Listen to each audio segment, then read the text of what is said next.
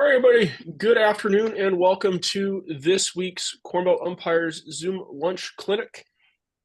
For those of you that do not know me, my name is Jake Samp. I am joined by Jason Baith, and today we are going to talk about fly ball coverage and catch no catch. So, without further ado, Mr. Baith, the floor is yours. All right, I got to share my screen here quick.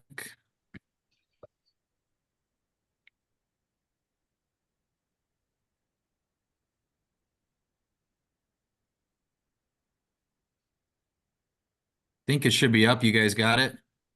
Yeah, I got you. Perfect. All right.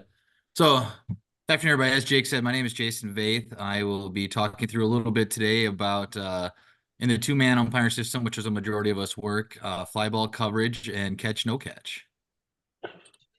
So just kind of a quick rundown here. The two umpire system is the basic set of mechanics for all umpires, regardless of as you continue to move on up the levels, work three-man, four-man. It's all based off the two-man system. And the two-man system is very much based on angle over distance. We want to get ourselves in the right position to see the play. We can't always be as close to things as we'd like to be, but if we can set up the right angle, we can get the correct call. So being able to move, being alert where we need to be. And as a final bullet point here, it's a two-umpire system is the most difficult as each umpire has the most responsibilities they have. In a three-man system, you have less responsibility than a two-man, and a four-man even less than three-man. So that's why as a two-man umpire, which is what a majority of us work, that is it is the toughest system to umpire in. But So being able to move, one thing, I mean, you're absolutely correct. And the thing that I would add with the two umpire system is you have to be able to move with a purpose. You're absolutely correct when you say that the two umpire system is the hardest system to work. But one of the reasons for that is because there is just so much going on. And so making sure that you're really purposeful in each movement that you have on the field helps make the two umpire system a little bit easier to work. absolutely. Well said there, Jake. So we're going to jump right into here is our fly ball coverage with no runners on. So I don't know if you guys can see here. Initial coverages, obviously the plate umpires behind the plate. U1 is going to be in our what we call the A position down the right field line in foul territory.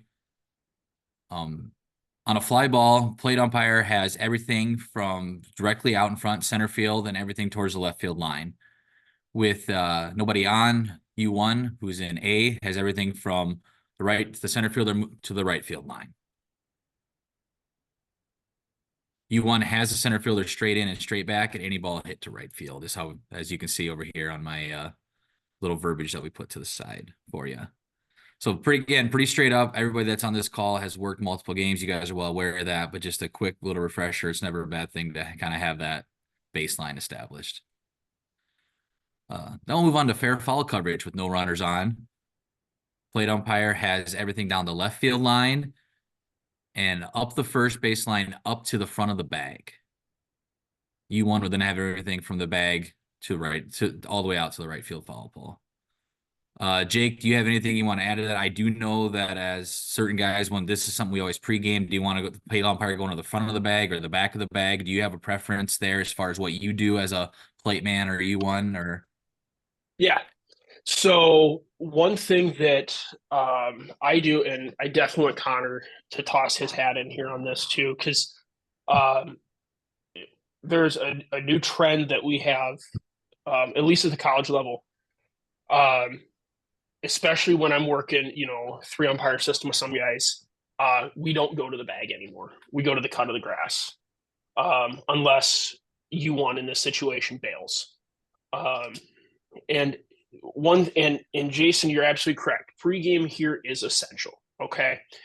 And one of the first things that needs to be discussed in pregame as it pertains to fair foul coverage, if U1 bails, that is plate umpire all day. But also, what does it mean for U1 to bail? Because, Jason, when you and I work together, you might take a read step to avoid the ball hitting you, but that doesn't necessarily mean that you're giving me the fair foul coverage in that situation. Correct. A read step isn't, at least when you and I work together, that's not you giving up your fair foul responsibility. Um, but if you're taking 2 or 3 steps, then I know you're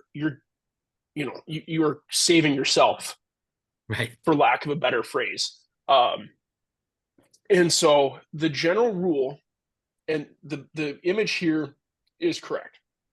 The general rule is that the plate umpire has up to the bag, and then the base umpire has the bag and beyond.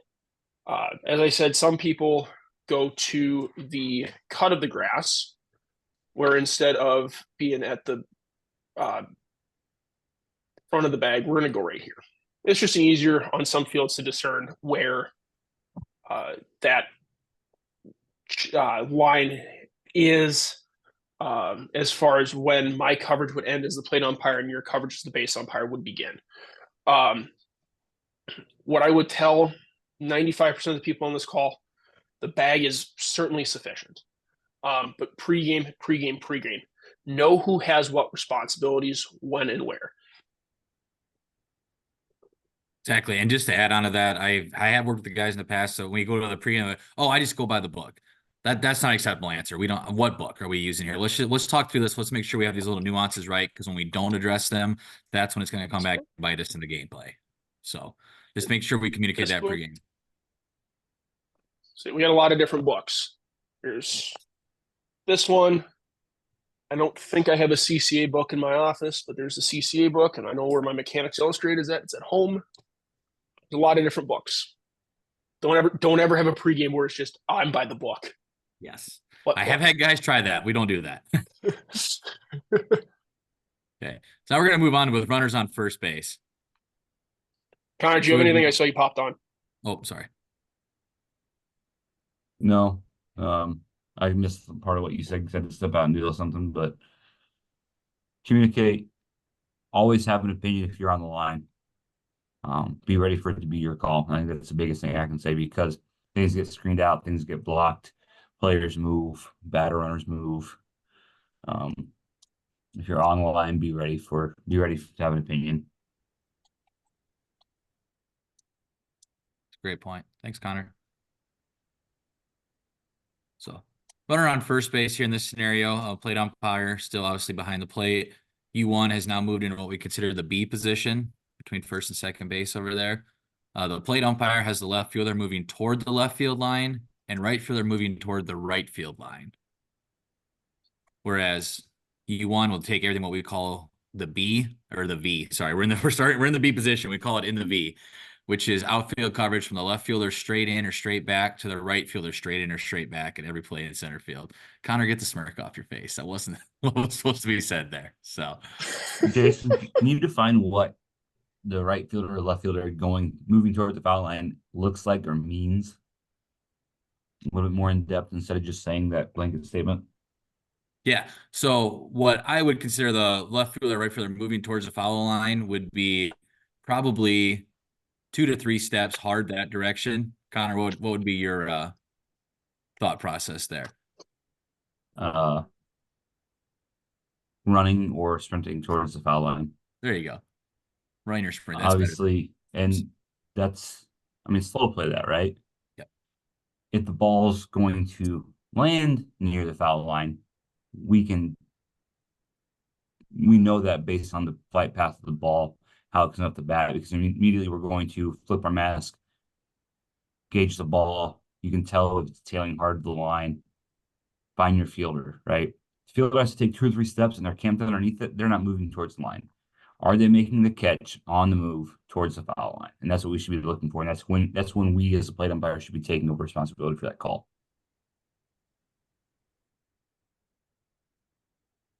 It's really good. That's much better than what I had for an explanation. So very good. Thanks, Connor, for jumping in. Fair foul coverage with R1 only and U1 in the B position.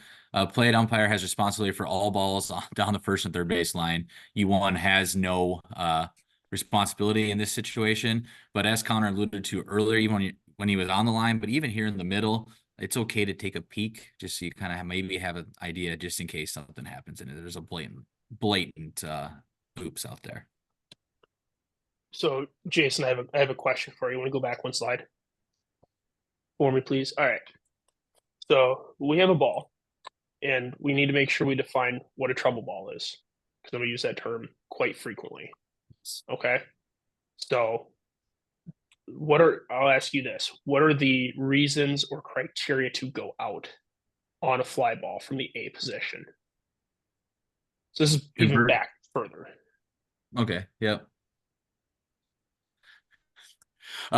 Definitely converging fielders. In the situation where we want to go out. Anything that looks like it's going to threaten the wall.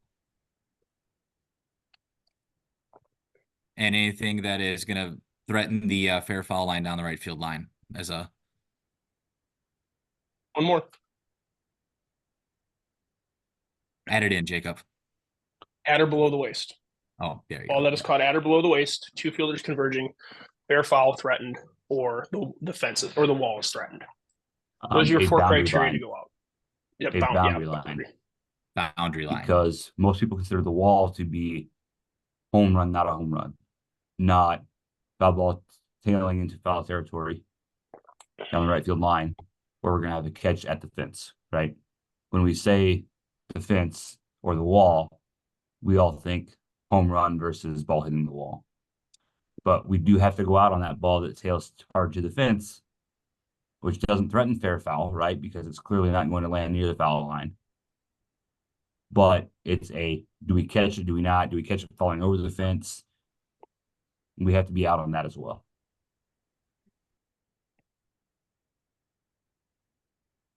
Perfect.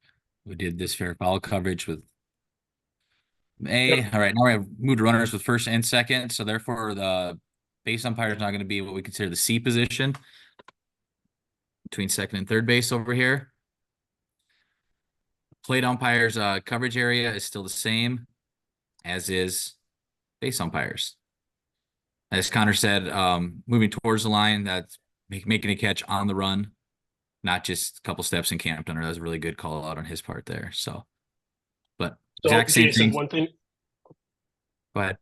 One thing that I want to talk about as far as going out on fly balls here, because this is a great opportunity here to talk about this. So we have a fly ball that is hit right there. Okay. Both the center fielder and the right fielder crash hard on that ball. You have two fielders converging on a ball, and most likely that ball would be caught at or below the waist.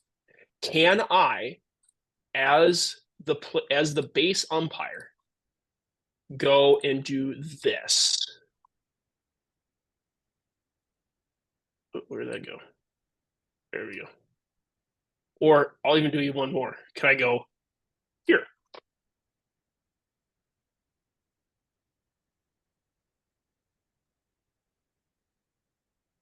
Remember, we're in two umpires. We're not three. We're not in 3 or 4. We're in 2. Right. Personally, I would not. I would get myself, we're talking about the angle over the distance. I would not want to leave the dirt as in the 2 umpire crew, because now we are leaving R1, R2, and our batter runner all the responsibility with the plate umpire, which is a lot. So I personally do not want to go out on that, Jake. Well, I think that's very fair. I'll tell you what I'm doing is I'm coming right here, because the general rule is we are not going to go out. You don't go out from the middle in the 2 umpire system. And if we're in the 3 or 4 umpire system, still that's incredibly advanced, and that's not, you're better off being here. And, because the thing is I'm 27. I'm in really good shape, but I'm not going to get, if I'm starting in C position here, I'm not going to get to probably even where that short arrow is in blue, but where I need to get stopped and get set. Get into the spot with the red, absolutely, that's totally doable, and I can be stopped and I can be set. And I would be gaining what, 15 feet and be moving at the time that I have to make a call, as opposed to being 15 feet further away, stopped and set and ready. I know which one I'm taking. And not just because the book says you can't go out from the middle in the two umpire system.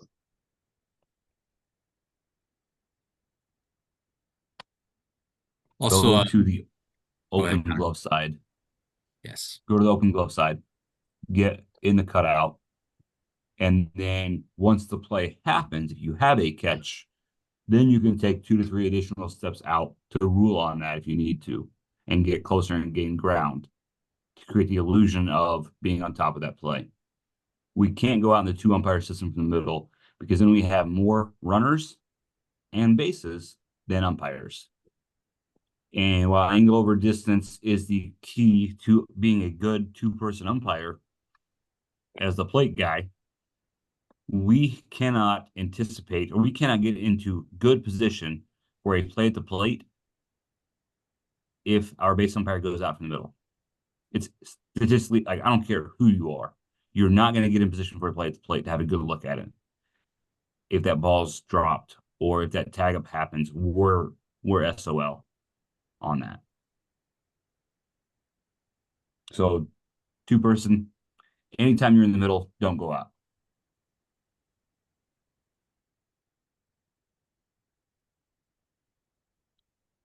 And just to add on to that, when you're an A, you can go out, but as E1, your responsibility is to get batter runner at the plate if there is a play back there. So just keep that top of mind. We'll have a video on that later. Okay. You have that video of the track meet that my good friend and I had a couple years ago. Was blowing It's like actually 50. changed. If you go out, stay out. You don't come back to the plate in the CCA. Two The plate umpires. umpire's responsibility for everything if the umpire goes out from A.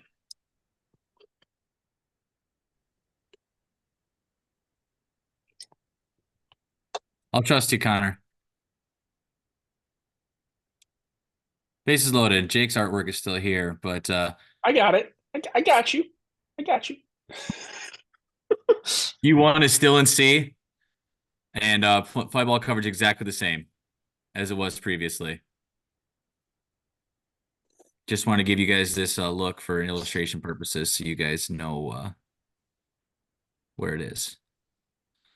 Now we'll go to the super fun question of what is a catch?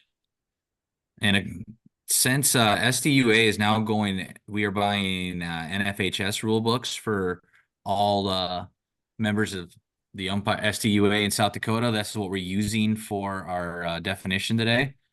And on a batted ball, according to NFHS Rule 2-9-1, we need to have two things to have a catch. We have to have firm and secure possession of the baseball in the hand or glove, and voluntary release of the baseball to have a catch on a batted ball.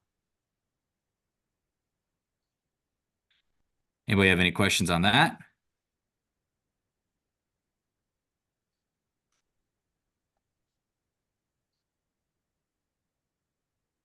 Nope. All right. Then we go on to a throwing ball and what we need to have a catch considered there. This is also NFHS Rule 2-9-1 and the note underneath the rule. And we just need to have one thing to have a catch on a throwing ball. Firm and secure possession of the baseball in the hand or glove. And then this is a direct quote out of the rule book. I found this interesting the first time I read it. The term firm and secure possession is used loosely to also apply to a pickup or to the trapping of a low throw which has touched the ground. The ball is considered to be in the fielder's grasp, even though the ball is touching the ground while in the fielder's glove. So after conferring with more veteran umpires than myself, I believe we have come to the conclusion that that means the fielder can have the ball palmed in his glove and ball could still be touching the ground, but if he has secure possession in his glove of the ball, we're getting the out. Connor, Jake, you guys have any alternative interpretation of that?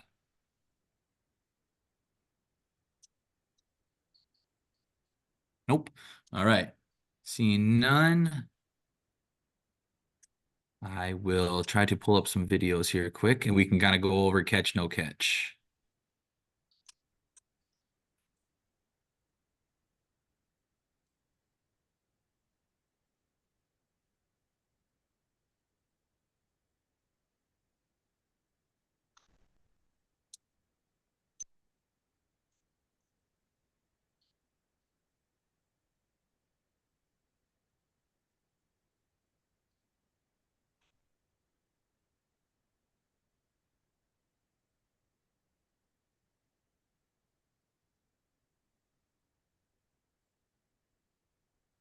Sorry about that, guys.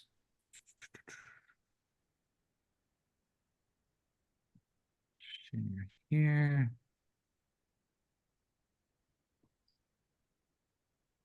I think it should be popped up now. You guys got it? Yep.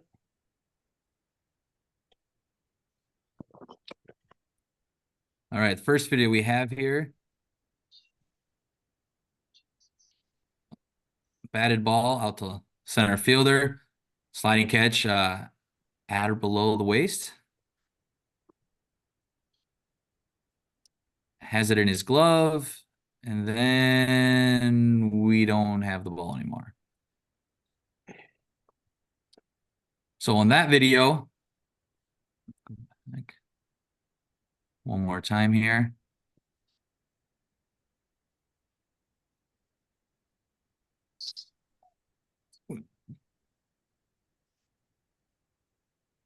I'd say.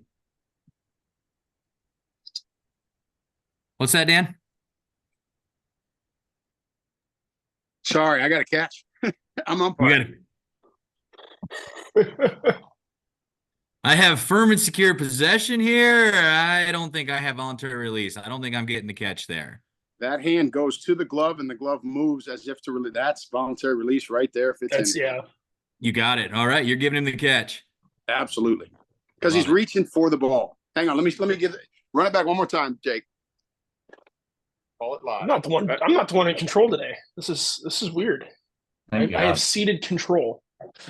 Oh my God, we never really had much. Run it again. Show. All right, this is the one right here to show. So back it up. Go back like 2 frames. Like where he gets up, right there. Okay. So play and then pause. Going. Pause. Now. His hands are coming together. Yep. Which means he's making an attempt to take the ball out of the glove.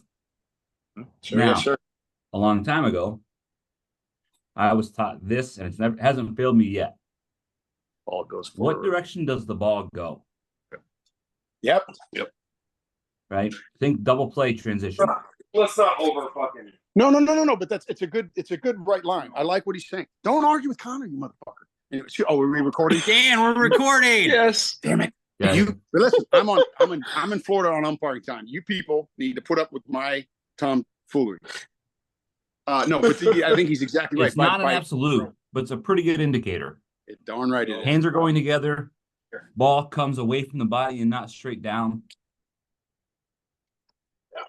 Percentages will tell you that that's voluntary release. Yeah, I like it. It's not, like I said, it's not an absolute, but when that happens, it's generally accepted that they have caught the ball and have voluntary release.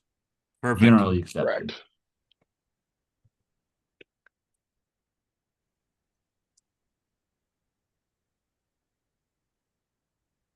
Maybe it's a Twins fan in me that doesn't want him to catch that ball. Maybe that was the problem. There we go. Now we're admitting the bias. There we go. Now we're getting, I'll be honest. All right. Let's go to play number 2 here.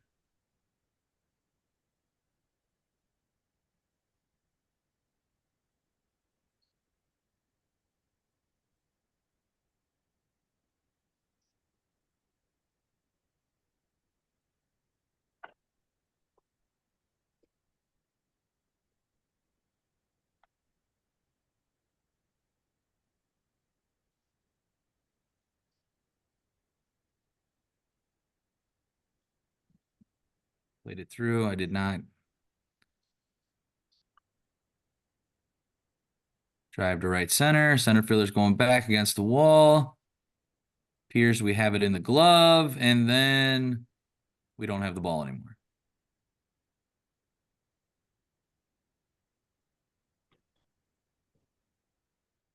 Here we have firm and secure possession, but no voluntary release. So we have no catch in this situation.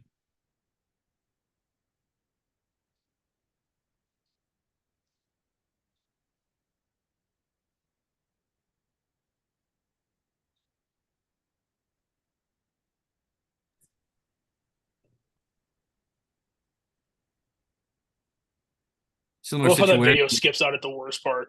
Yeah, similar situation, but instead of running into the wall, we hit it on the backside. But again, same concept. No voluntary release.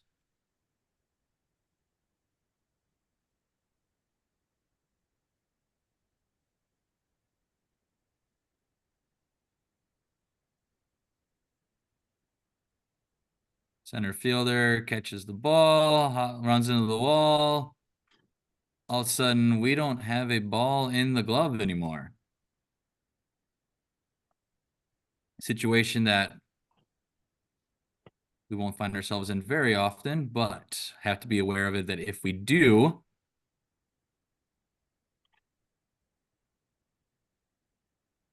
really should play this with the audio on, Jake, because the commentary behind this is pretty good. I'll ask the question. I'll ask the question for everybody. Jason, I know you're gonna referee football on my football crew this year. Do you have a football move here? And if so, how does that affect the outcome of this play? Well, yes, if it was football, we would have a catch. He did make a football move, but unfortunately in baseball, that's not applicable, and we don't have voluntary release because he hit the wall and decided to drop the ball over the wall. So our batter got a home run that he was probably, let's see, roughly here. Yeah, he was a good 10-foot short probably of actually getting a home run, but he gets one. So the reason I bring football into this is minor league baseball. And we love commentators because commentators say the darndest things. They're like kids. And so the commentator is incredibly confused at how this can be a home run. I mean, he's absolutely bewildered. And he goes, well, he made a football move. I mean, he took 4 steps. I mean, it's in football, if you make a football move, and I realize that is baseball. Well, yes, sir, it is baseball. There is no such thing as a baseball move. Firm and secure possession, free and voluntary release of the ball. That's it.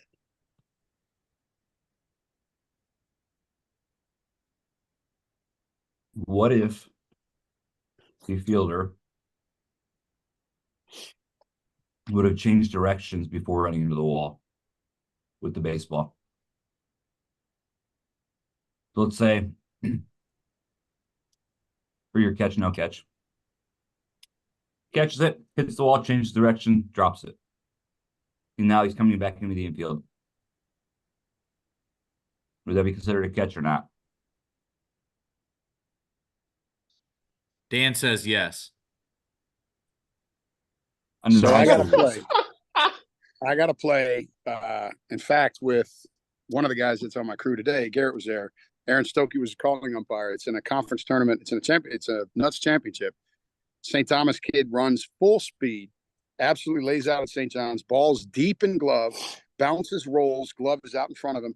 He hits the pole, which I don't know why it's like this, but it's like a cemented pole holding the fence up, and the baseball rolls across his chest. I mean, he absolutely put himself out. He was unconscious for more than a minute. I'm on the plate. Had I known that, he's done. I'm not having concussion protocol for a kid that needs to go to the hospital. He re-entered our game. That's another story. But he hit that post, and that was Crystaline's. He changed direction. And Aaron goes, yeah, when he was unconscious. it was not a voluntary change of direction. So it is a consideration, a little bit like what Connor just said, with the ball going in the direction where the hand was. That's more consistent with its voluntary release. If he changes direction, I've got something I can defend. And I'm not talking about how many steps he took. Because quite frankly, one of the plays we trained on was if a center fielder runs in and makes a catch below his waist, takes 2 more steps, and then flips the ball with his glove toward the mound, that's a voluntary release. But if he's catching it, running it, takes 4 steps and simply drops it, it's not a catch. And that's what you've got to be able to process. It has to be an intentional, voluntary decision on the part of the fielder. And if he changes direction, he's telling you something. He's got a catch. He's completed it.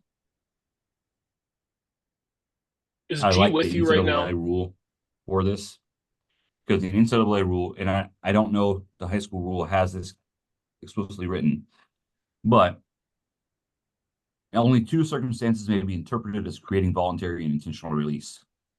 When the momentum of the catch is complete, i.e. fielder's reverse direction is running the ball back towards the infield, or when the fielder is reaching for the ball to make a throw.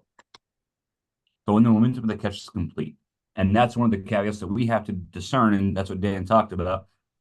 If I'm running forward and I catch the ball and I flip it, well, am I reaching for the ball to make a throw? No.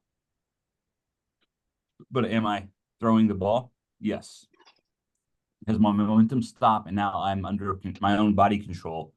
And that's what makes a difference on whether or not that momentum is completed. And it's very tough on some of these plays to think about that and go, did the momentum stop? Did they change direction? Because it doesn't necessarily say they have to change direction. It just lists that as an example. So be really slow. It's a catch until it's not. So you can signal a catch when they get to the dugout, right? So just be really slow and take your time, replay it in your head, and then make a decision. You don't have to be Johnny on the spot with it, because when we determine it's a catch, it has no bearing on the rest of the play unless it is a catch. This is straight out of the NFHS rulebook, Connor. I can read. It's kind of lengthy, but it touches on a few things. A catch is the act of a fielder in getting secure possession in the hand or glove of a live ball in flight and firmly holding it, provided the fielder does not use the cap, protector, mask, pocket, or other part of the uniform to trap the ball. The catch of a fly ball by a fielder is not completed until the continuing action of the catch is completed. A fielder who catches a ball and then runs into a wall or another player and drops the ball has not made a catch. A fielder at full speed who catches a ball and whose initial momentum carries the fielder several more yards, after which the ball drops from the fielder's glove, has not made a catch. When the fielder, by the action of stopping, removing the ball from the glove, etc., signifies the initial action is completed and then drops the ball, this will be judged to have made the catch. The same definition of a catch would apply when making a double play. It is considered a catch if a fielder catches a fair or foul ball and then steps or falls into a bench, dugout, stand, bleacher, over any boundary or barrier. I think you hit the part that mattered there, Jason. What's up? I think you hit the part that mattered there with the change of or it comes to a stop. Yep. So if I come to a stop, I have to change direction. I have to stop to change directions. Yep. Which is what Dan was talking about, which is what your question was alluding to. Yes. So it's great that it puts it in there. But it's something to think about on some of these plays, because did he change directions? Did the momentum keep going? Did he stop? And what all does that entail? How do you define changing direction? Right? And we can kind of play around with that a little bit. There's a little bit of laxity in that verbiage. But ultimately, be really, really, really slow and let the players decide. They'll tell you what they think it was.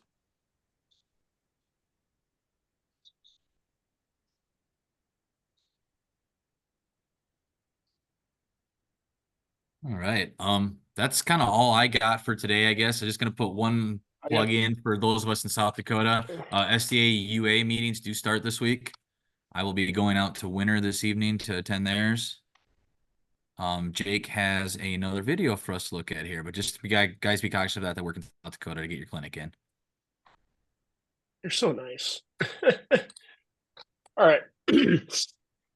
So let's talk about the mechanics of going out on a fly ball. because there are Screen, Jake. things. Oh, I want a 10% cut. no. Okay. Still let's wrong fix screen. that. Well, he's still figuring work this on it. out. There's also a meeting in Vermillion on Tuesday the 12th at 6:30. Perfect. Next Tuesday. There we go. All right. There we go. Now we should be good. All right. Sorry about that. Okay. So I'm going to play this through. Actually, I'm going to move this back over. I got a dual monitor set up here at work. And let's get everything synced up here. All right.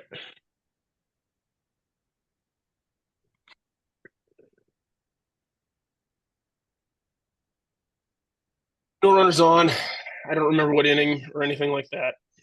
So play it through first, and then we'll talk about the play here that we have.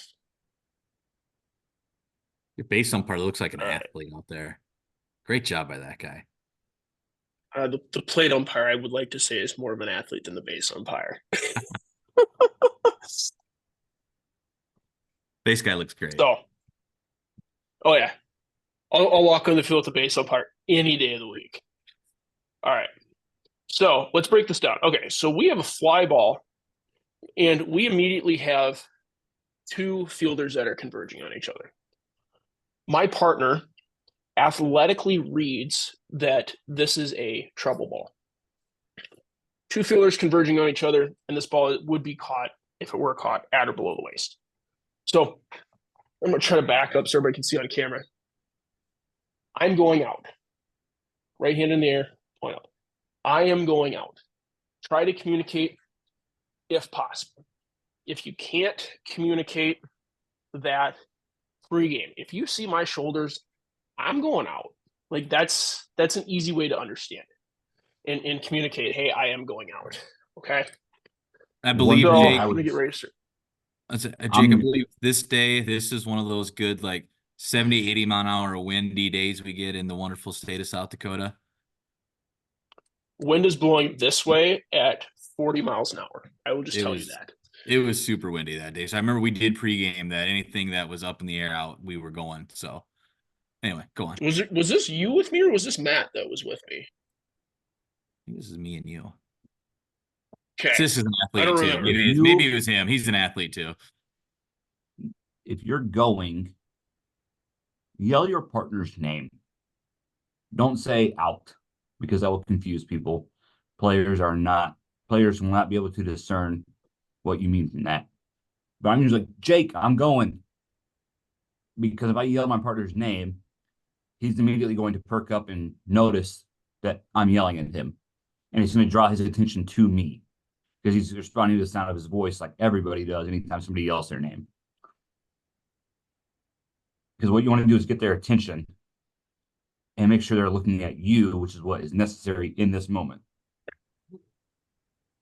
On the flip side of that, if I'm not going to go and I'm the base umpire, Jake, that's all you. And I'll yell at him to let him know, especially if it's a tweener. That way he knows he's got to get enough distance to get out to read this ball.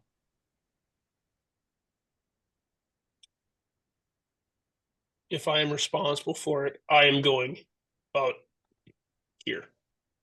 Maybe here. Get as far as I can and leave it and just get stopped and get set. Okay. That is if my partner comes in. Okay.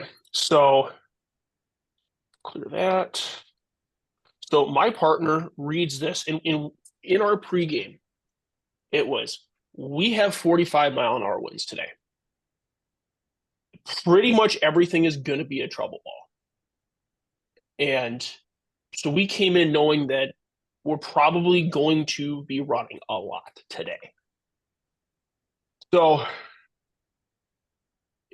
we immediately, I read my partner. My partner is headed that way. And he is just gaining enough distance and getting to a point where he can be stopped and set for the moment of, if there's a catch or not a catch, so he can rule on that. So we'll move forward here just a little bit more. One thing that I'm going to chime in on this, when you go out, don't run at the place where the ball is going to be caught, because you're going to end up blocked out of something. Run to get an angle to where you can see where the ball is going to be caught at. If you run at the fielders, you're either going to block yourself out of a view or you're going to run yourself into their way. So run to try to get to the glove side of the person you think is the most likely to catch the ball, because the glove side is the most important thing you can do.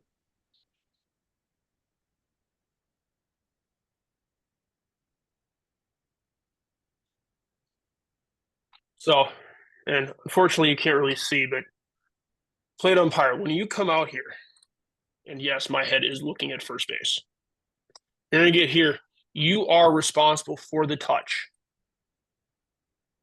right here. So your eyes need to be looking this way because you are responsible for that touch. So you come up and around the mound. Don't get in the habit of going up and over the hill. Go around it. That's great advice, because there's a great video of yours truly here trying to go over the mound at one point after a rain game, and I fall down and look really, really athletic doing that as well. There's video of that. I'd like to see that. There is video of that. Great. I hope you send it to me. So then we keep coming in, and we're going to get into a track system here, because we're going to have a play where I don't even know who this is. I think this is not sure. But this player is going to relay, and we're going to have a play here at second base. So get hip pocket of shortstop. I think that's second baseman that's out there right now. And just be right in a position to make a play. So I'll back this up and run it through one more time, and then I'll kind of break down the play, what we do after.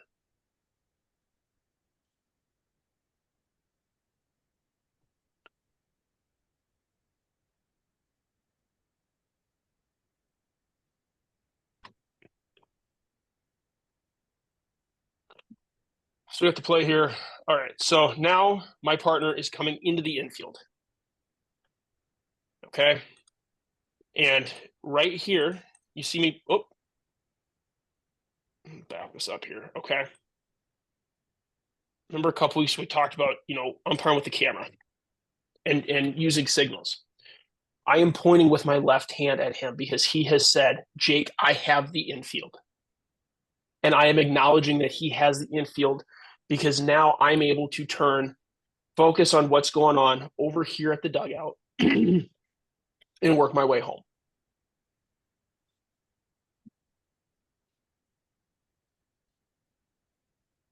Play it one more time. Connor, you got anything else on this one?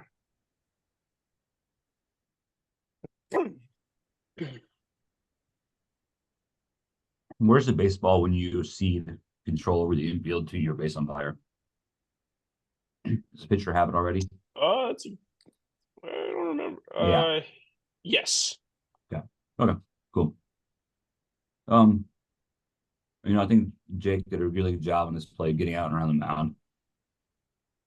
You need to see the touch, but you also need to have an idea of where the runner is, making sure they don't get obstructed, making sure that if they stop and decide to go back to first, you have to be in a position to get an angle at that play back into first base. These plays are really tough because you're going to lose sight of the location of the tag at some point in this play. You can't get on the outside. You can't get into a position where you can see where that tag is most likely going to be applied, which typically is on the outside. You have a follow fielder who's trying to run into your area and is going to potentially screen you out of something. So what I would probably do is I'm going to have an arm out and just say, give me a look, and communicate as I go through this play.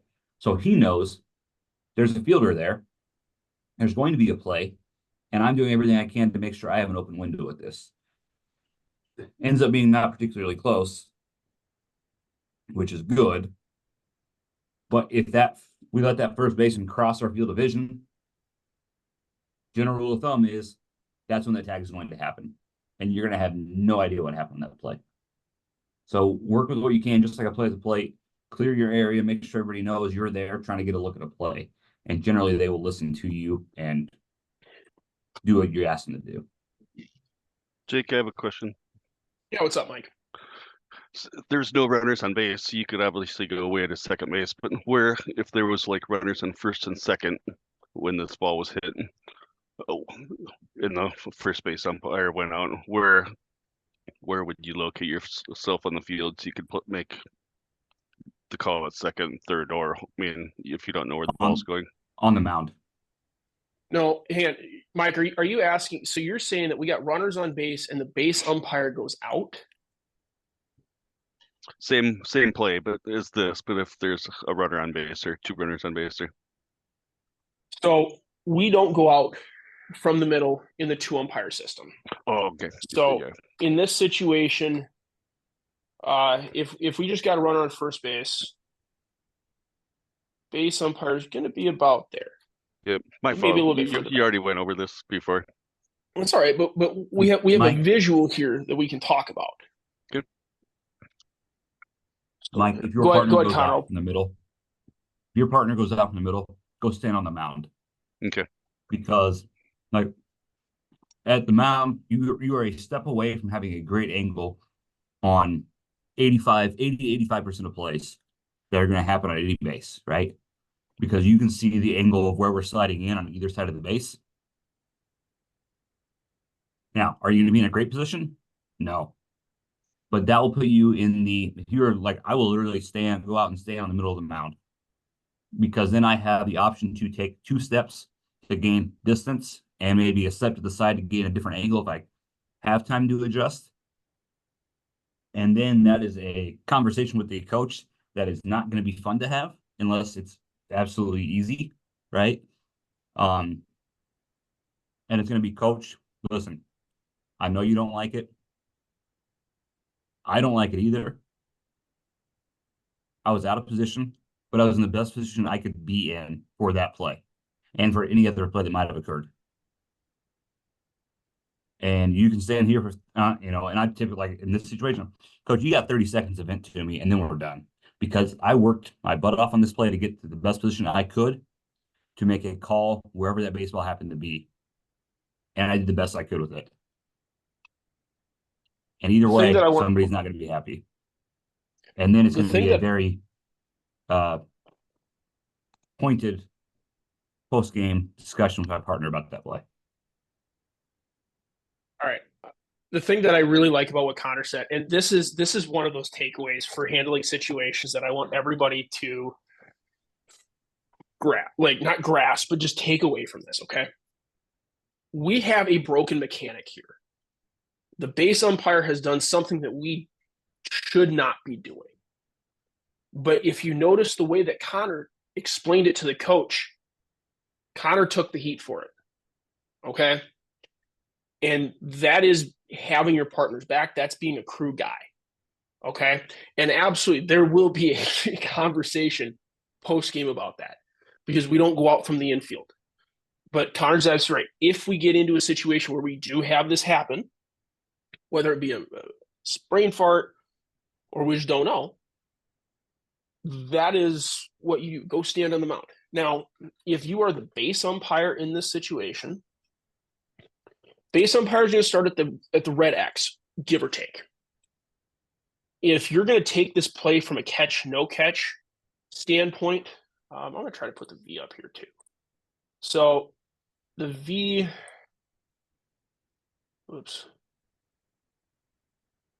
the V being here and here. So that's your fly ball coverage area. So that is clearly in the base umpire's fly ball coverage area. So If I'm the base umpire, I'm going to one of these two X's depending on which glove is going to be open to me and who I think is going to catch the ball. Just kind of like what Connor was saying. So it's just a couple steps, get stopped and get set. And then just kind of like I treat the base line as if it's kind of a restraining area of sorts. So I might get a step into the baseline, but no more than that. But that white line is basically a don't cross. If you know, in the two umpire system, the distance that you would be gaining is not worth moving when the action is occurring. Great question, though, Mike. Any other questions?